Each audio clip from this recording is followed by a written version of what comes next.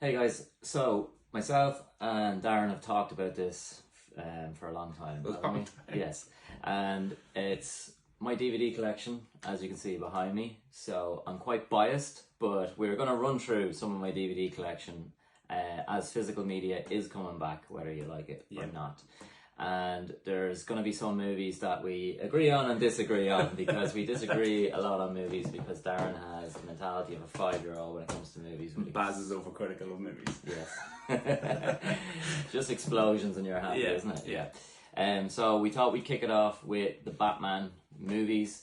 A lot of these movies are going to be nostalgic, and we were just talking about how you used to buy DVDs blind, as in you had no access to the trailers. You used to look at the front and you'd be like, that looks good. Yeah. Look at the back, that looks good. And buy it. Hit or miss, so that's how important the physical aspect was of what the poster was in the front and the info on the back. And sometimes you'd win and sometimes you'd lose by doing that. So, Batman collection, starting off with, of course, Batman the movie. Adam West. Yes, 1966. Yes, correct. Full of cheese, very similar to the TV program, so it didn't disappoint. Pow! On that side, Smack.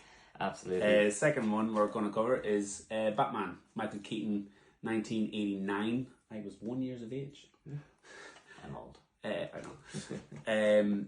Jack Nicholson portrayed a very, very unhinged Joker. Yeah, unhinged Joker. Terrified me as a kid. Absolutely incredible performance. Well, Batman was a game changer. It was the first superhero movie in the vein of what we know superheroes to be. Directed by Tim Burton. Tim Burton, amazing. And Michael Keaton was not the first choice for the critics and the fans. They couldn't believe it because he'd just predominantly done comedy before that, but he obviously proved them wrong. And Michael Keaton is my Batman. And mine. I grew up. A lot of people will say Christian Bale, and maybe some people might say George Clooney for some reason, but Michael Keaton is by far the GOAT. It's just the nostalgia of it, you know. 100%. And obviously Christian Bale did an amazing job, but yeah, for me, Michael Keaton all day long. Which brings us on to Batman Returns, which is my favourite Batman movie. Oh, by far. Catwoman. Incredible job. Danny DeVito just portrayed the Penguin unbelievably. Just amazing. But this is it, and controversial. It can be classed as a Christmas movie. I'm not going to argue with you because I also agree it is a Christmas movie. Yeah, so that's probably my favourite. Batman Forever. 1995 that was. I think you're right, yeah, 1995. It had Jim Carrey and Tommy Lee Jones. Jim Carrey's portrayal as the Riddler is one of my favourite origin stories of all time, I think. I love him in that movie. Yeah, another actor that was a comedy actor that went into like a different kind of genre, and it worked. He's just perfect for it, yeah. Although Tommy Lee Jones wasn't a fan of him. Famously, he came up to him in a restaurant while they were shooting, and Jim Carrey went over to say hello, and Tommy Lee Jones says, "I cannot sanction your buffoonery." So they direct quote there, yeah. So Jim Carrey was like, okay, know where I stand. But enjoyable. Joel Schumacher, enjoyable, which led on to then. Sorry, we're gonna say something. No, carry on.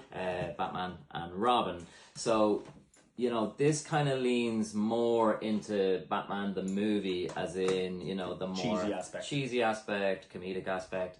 And you know, you have Arnold Schwarzenegger as Mr. Freeze. You know, Uma Thurman like having loads of fun. Uma Thurman was very good in that movie. She was really good in that movie. Yeah, I mean, she's good in everything. Chris O'Donnell, and then as Robin, you get to see a lot of his backstory. His backstory is very good, you know. So it wasn't critically loved, but again, it is a fun movie. It leans into it's to turn your brain off at the door. Yeah, they kind of just wanted to lighten it up from what it had come before and kind of bring it back to that. And some people liked it and some people didn't, but it's a fun movie. I like that. The Christian Bale trilogy, which is started with the Batman Begins. Very good, 5 stars. I mean, Christopher Nolan just, you know, he's just incredible at everything he does.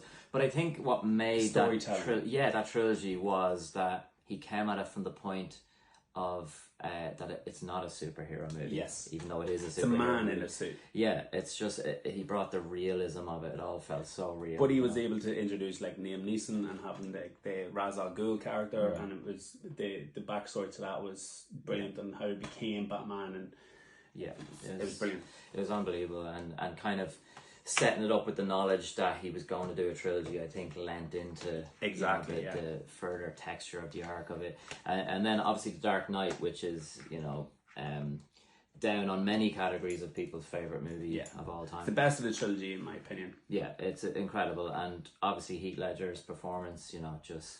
We've had this discussion before where I think Heath Ledger was the best Joker.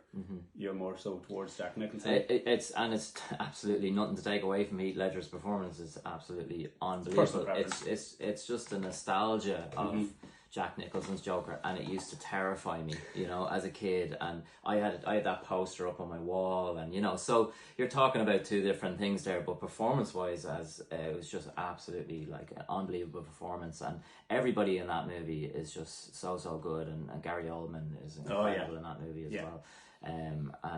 So I've rewatched it so many times, but interestingly, I was just looking at the DVD here, which was in the box set, and I do have it singular on its own, but it still has the security protected tag from HMV on it. Never open that. No, and how did I get out of the shop looking like this? Fucking without being arrested.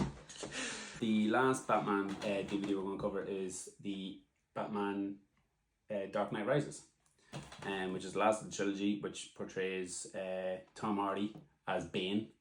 Another choice that was not met with much love. But again, because of the accent he put on, wasn't it? No, it was originally, it wasn't the accent. It was before they even saw him as Bane. It was his stature, because from the comic books and what he's portrayed as, they were like humongous. Yeah, how are they going to do that?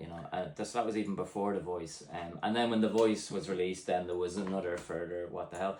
But then once people saw the movie, I mean, not everybody, of course, but he did win a lot of people over for his performance. I thought my favourite part of that movie, which made me kind of tickle, was when I was on the plane and he was like, "Why did you shoot a man and then throw him out of the plane?" Yeah. I was like, he was like calling him out straight out. Only rewatched it again recently. I've seen it loads of times, and I don't know how I missed it all the other times, but Aidan Gillen is in that plane scene at the very start. Yeah. And he's like, just pops up and then that's it. Yeah, so there's our Batman rundown. I do not have the new Batman on DVD. And that's the thing about my DVD collection. A lot of them are nostalgia. There you go. This is going to be the context of it. We're just going to go through DVDs. I mean, I think I have 5,000 DVDs, so we'll be here a while. We'll do different genres, a few little fun facts, and it might just spark your interest to go and watch something again.